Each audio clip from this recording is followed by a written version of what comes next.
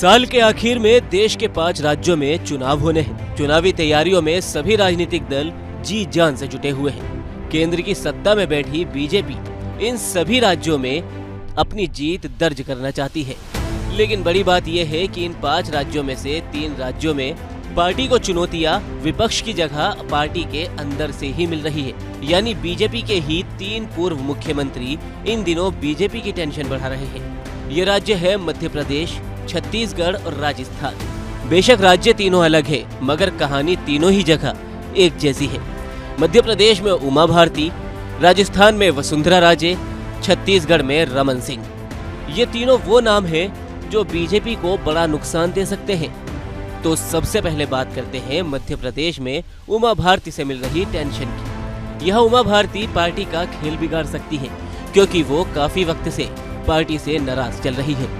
कुछ वक्त पहले ही प्रदेश में बीजेपी ने जन आशीर्वाद यात्रा की शुरुआत की, जिस पर उमा भारती बिगड़ गई।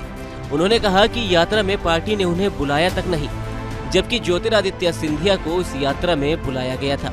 उनका कहना था कि सिर्फ सिंधिया ने ही सरकार नहीं बनाई, इससे पहले उन्होंने भी प्रदेश में एक बार बीजेपी की सरकार बनवाई थी, इसलिए उन्हें नजरअंदाज करना सही नहीं है। जबकि हाल ही में उमा भारती एक बार फिर अपनी ही सरकार के लिए मुश्किलें खड़ी करती नजर आई। उमा भारती ने महिला आरक्षण बिल पर आपत्ति जताई।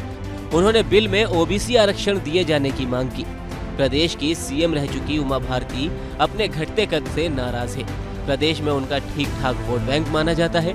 अब ऐसे में अगर उमा भारती नाराज रहती है तो इससे बीजेपी को बड़ा नुकसान पहुंच सकता है। अब बात करते हैं राजस्थान में वसुंधरा राजे से मिल रही चुनौती की।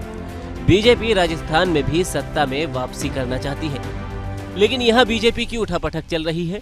यहाँ पार्टी को 2018 में हार मिली थी, तब बीजेपी वसुंधरा राजे के नेतृत्व में चुनाव में उतरी थी। इस हार के बाद से ही वसुंधरा राजे को पार्टी आलाकमान ने किनारे लगाना शुरू कर दिया था। इसके अलावा वसुंधरा राजे की कई स्थानीय बीजेपी नेताओं से भी खटपट जग जाहिर है। अब इस बार पार्टी वसुंधरा राजे को लेकर असमंजस की स्थिति में है। न उन्हें आगे किया जा रहा है और न ही सीएम फेस घोषित किया जा रहा है।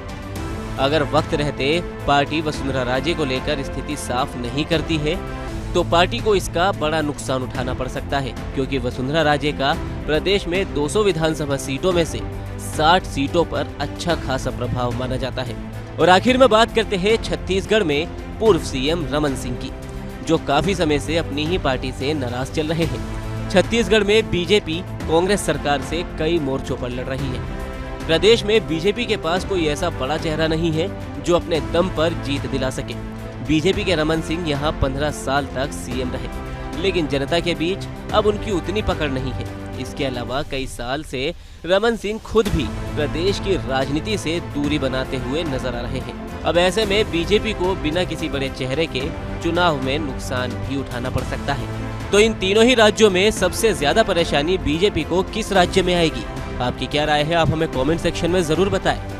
हंगामा टाइम्स की तमाम खबरों को देखने के लिए हंगामा टाइम्स को सब्सक्राइब कर लीजिए और बेल आइकन दबा लीजिए। अगर आपको ये वीडियो अच्छा लगा हो तो लाइक बटन प्रेस कर अपनी प्रतिक्रिया हमारे कमेंट बॉक्स में देना मत